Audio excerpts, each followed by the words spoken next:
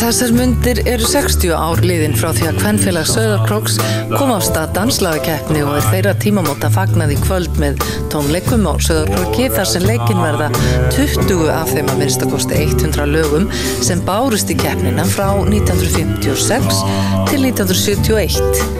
Við litum inn á æfingu hjá hljómsveitinni í vikunni sem haldið var í Hofi á Akureyri en þangað var kominn meðal annara hljómsveitarstjórinn og sauðkrækingurinn Þórólfur Stefánsson frá Svíþjóð ásamt Jóni Rafnssyni bassaleikara, Halldóri Haukssyni trommara og Daniel Þorsteinssyni píanóleikara.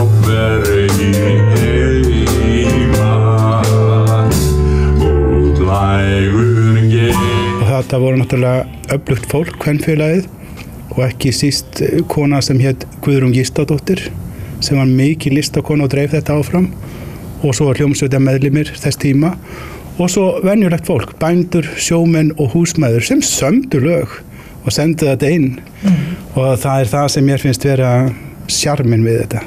Þetta er venjulegt fólk og tónlist sem aldrei heyrist og var eiginlega við það falli gleymsku. En hvað gerðist? Hvað gerðist? Það sem gerist er að vinkona mín, hún á pappa sem tók þátt í þessu og það var byrjað að róta svolítið svona í geymslum hjá honum, hann er nú dáinn nýlega, Jónas Þór Pálsson, eða Ninni málari, trommuleikari í Flamingos og þá fórum við að skoða þessar nótur og þessar segubandsbólur og þetta efni og svo bara vatt þetta upp á sig. Þetta er búið að vera kannski stærra verkefni en við héldum frá byrjun en alveg rosalega gaman að gera þetta. Þeir vildu alltaf fá, ef við tökum bara árin 50, 60, 71, þetta var haldið alltaf á nýjástakur einasta ári og það urðu alltaf að koma 10 lög í keppnina og 3 lög komist í úrslit og svo er bara að reikna, þannig að þetta er aragrú af lögum. Þannig að það eru nóg til ennþá til þess að rannsaka. Við byrjum á þessu og gerum þetta og sjáum hvernig málin þróast.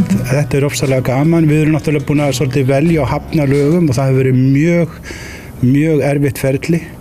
Við hefðum viljað hafa miklu fleiri lög með en einhvers staðar verðum að setja takmörkin. Við getum ekkert spilað 6 tíma tónleika á einu kvöldi fyrir þá eldri borgara sem ég býst við að hafi mestan áhuga á þessu.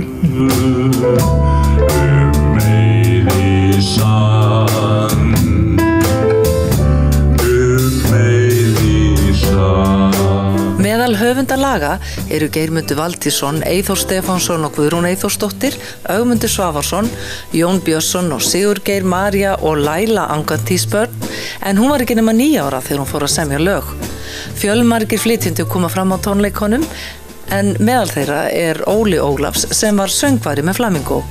Ég byrjaði nú með frænda mínum, Sveini Ingarsyni, á Hótel Mælifelli á rekstrasjónum. Og svo eitt kvöldið þá stóð hvítur landröður utan við Mælifell þegar ég var að koma út og þá var það Geirmundur Valtýsson. Og þá var hann búinn að snúa mér alveg um leið, tók eitt hring í bæinn og sneri mér eins og skot og ég fór til Sveins til þess að fá leyfi hvort ég mætti fara yfir og Sveinn sagði eins og skot, þú sleppir þessu ekki að því að þetta eru miklu meiri peningar heldur en hjá mér.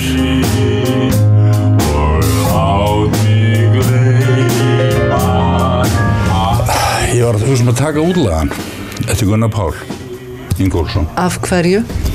Mér hefur alltaf þótt vænt hann. Var búinn að syngja hann oft og alltaf þótt falleg. Það eru nefnilega margar perlur sem hafa komið fram í þessari dagleggja. Mjög margar. Kannski sem fólk bara veit ekki. Geirmundur á margar perlur þarna líka. Fullt af fallegum lögum. Og við skulum kveðja úr hofi með nokkrum tónum úr útlaganum.